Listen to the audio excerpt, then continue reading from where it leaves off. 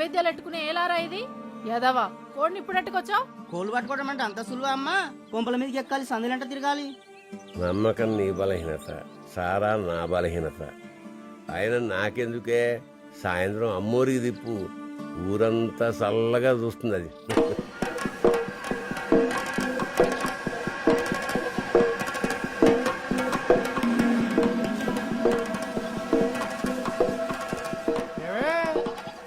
ఊరవుతుండేవాళ్ళు కొత్తగా పండుగని ఊళ్ళోకి వచ్చారేటే?